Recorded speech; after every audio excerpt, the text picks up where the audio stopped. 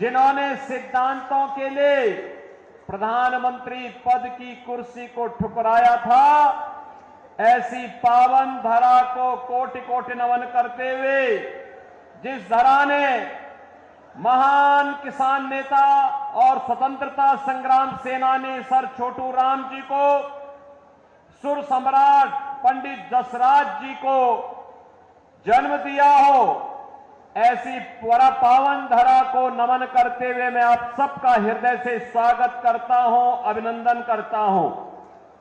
मंच पर उपस्थित हमारे पूज्य संत श्री सौंदर्यनाथ जी, महंत श्री केशवनाथ जी, यहां की सांसद श्रीमती सुनीता दुग्गल जी,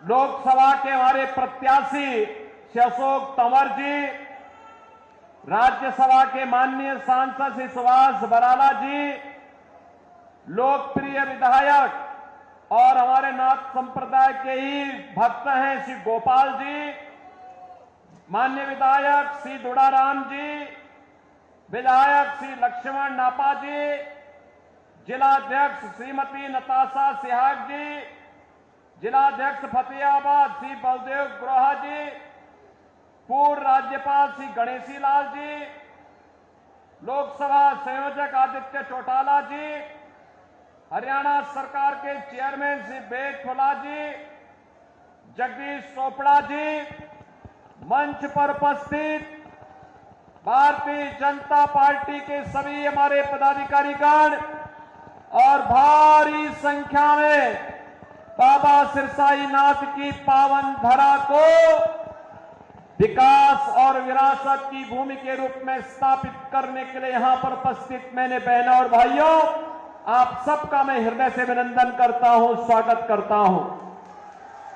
बहनों और भाइयों, मैं बाबा गोरखनाथ की धरती से और मर्यादा पुरुषोत्तम प्रभु राम की पावन जन्मभूमि से आपके बीच में यहां पर आया हूं। भारत के यशस्वी प्रधानमंत्री और दुनिया के सबसे लोकप्रिय राजनेता मोदी जी का संदेशा लेकर के आया हूं, और संदेशा यही लेके आया हूं कि 4 चरणों के चुनाव पहले ही संपन्न हो गए थे, 5वां चरण आज चल रहा है, और अब पूरे देश के अंदर एक पहले 3 चरणों में 4 चरणों में जो लहर थी, 5वें चरण में वो सुनामी बन चुकी है, मोदी की सुनामी पूरे देश के अंदर। और एक ही स्वर गूंज रहा है, चारों ओर एक ही नारा गूंज रहा है, और वह है कि फिर एक बार,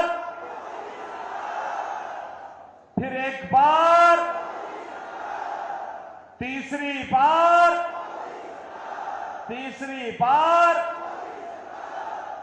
अब की बार।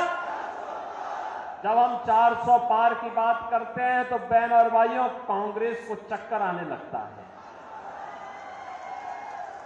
और चक्कर इसलिए आने लगता है क्योंकि 400 सीटों पर तो चुनाव ही नहीं लड़ रही है, तो जीतेगी कैसे। और इसीलिए तो मैं कह रहा हूं, जनता जनार्दन से जवाब देती है। क्या जवाब देती है? जवाब देती है कि जो राम को लाए हैं,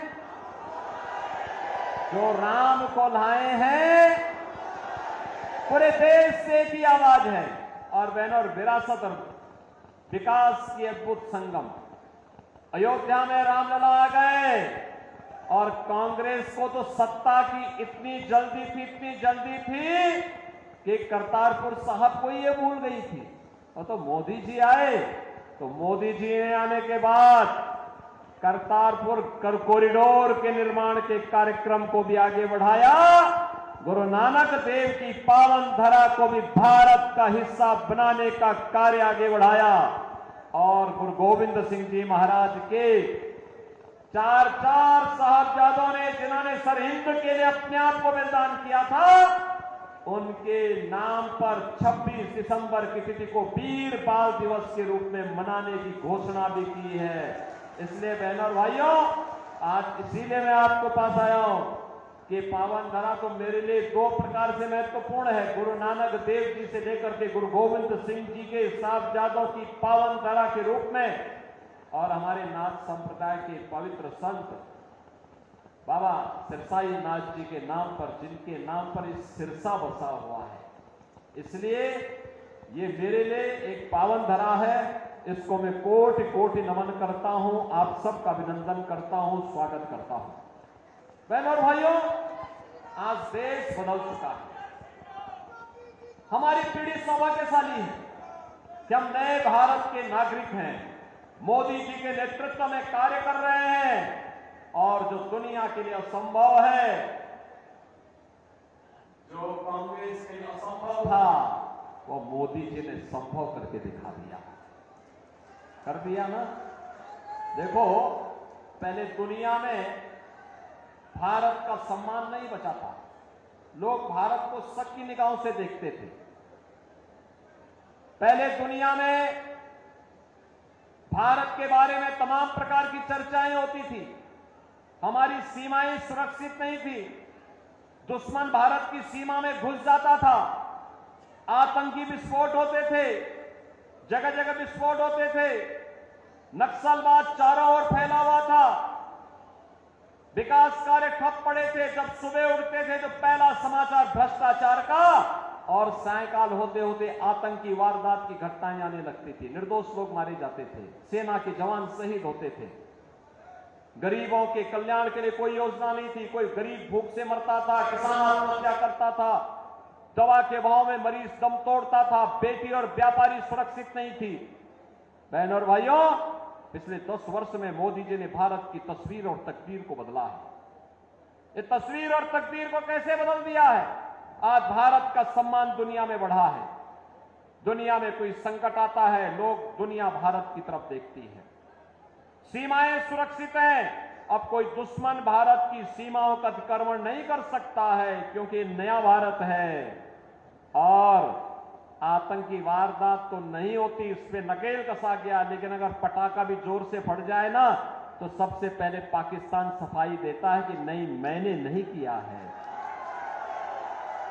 उसे मालूम है अगर समय रहते सफाई नहीं दी तो ये भारत है, छेड़ता नहीं है। लेकिन अगर कोई छेड़ता है तो उसको छोड़ता भी नहीं है, और भयभीत रहता है।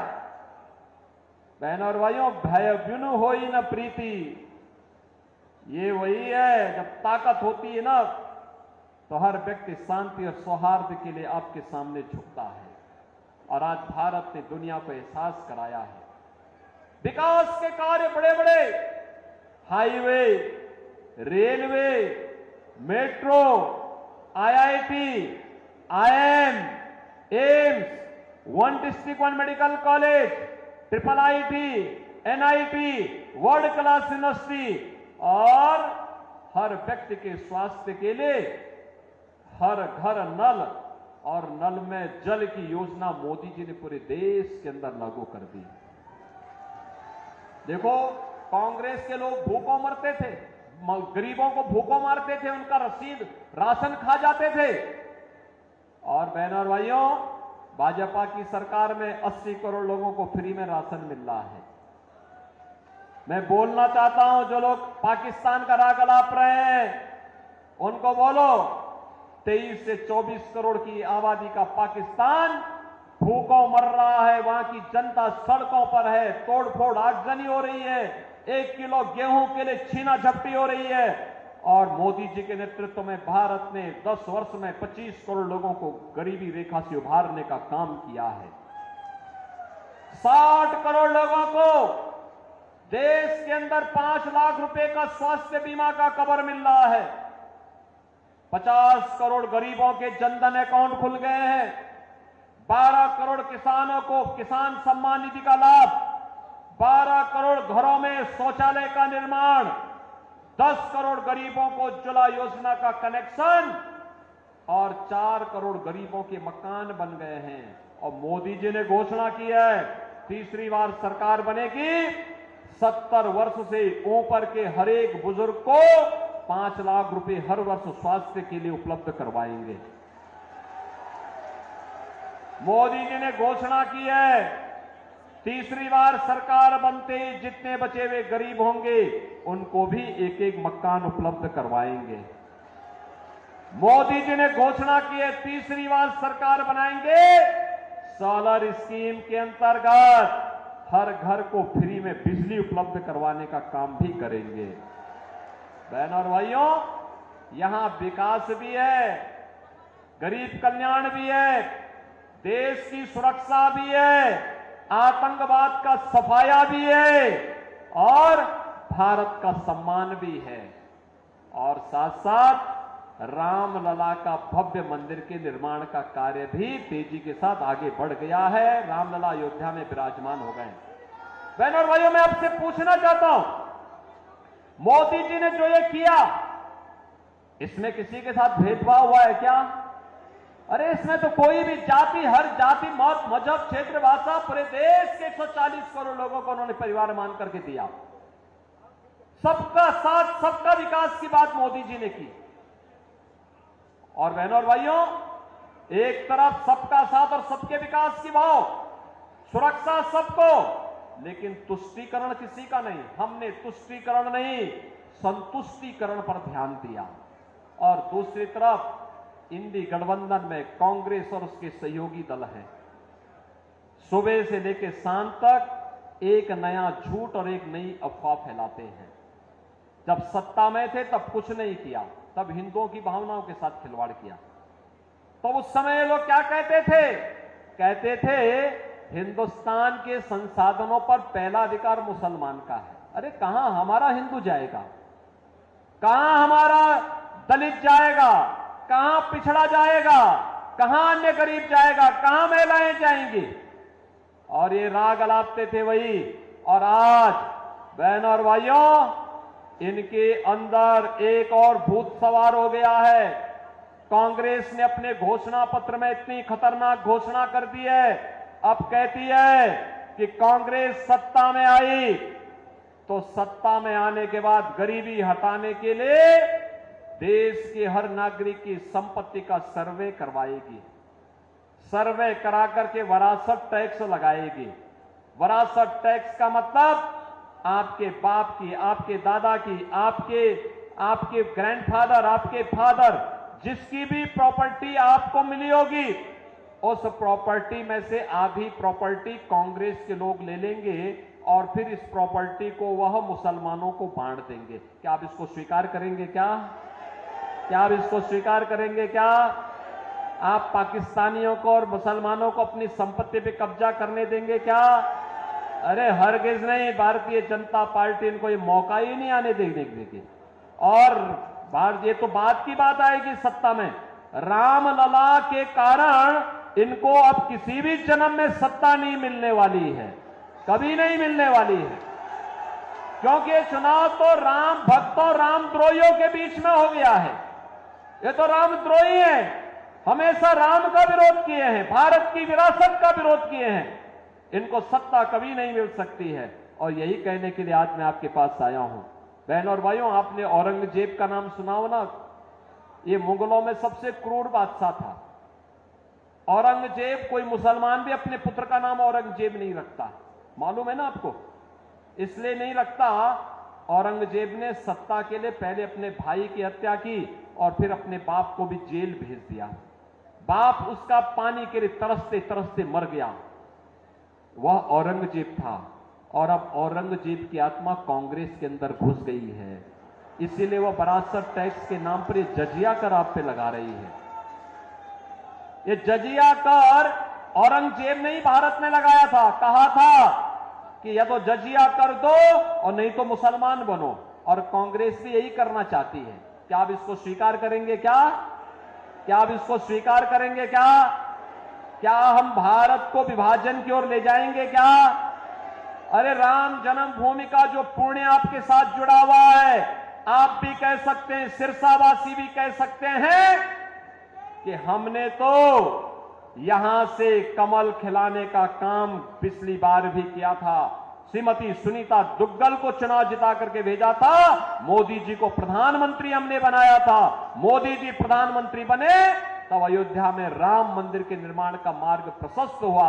ये श्रेय तो आपके ऊपर गया, नेतृत्व तो मोदी जी का है, लेकिन श्रेय तो आपको जाता है।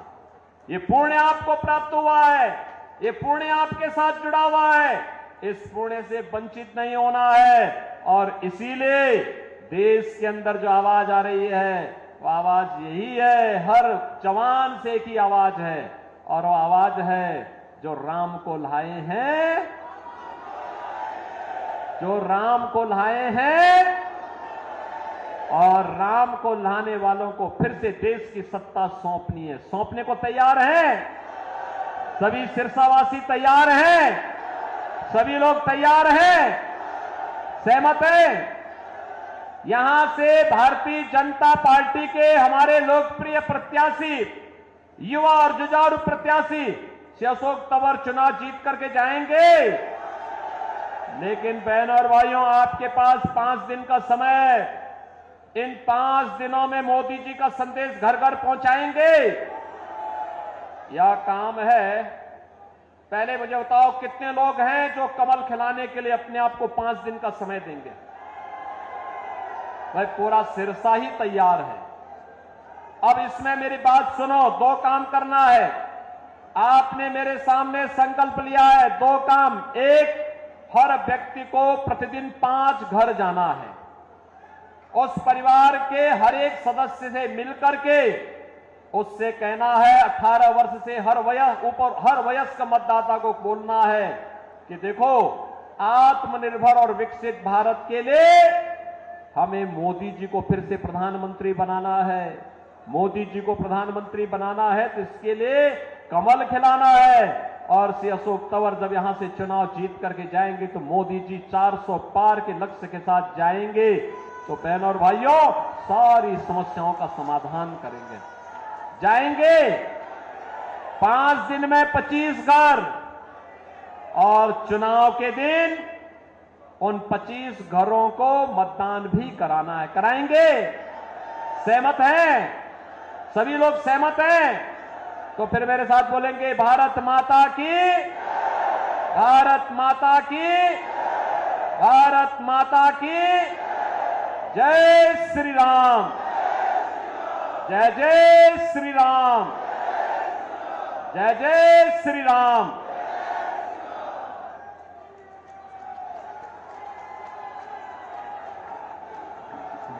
आप सभी माननीय योगी आदित्यनाथ जी के स्वागत में इतनी भारी संख्या में आप सभी का बहुत बहुत धन्यवाद। जय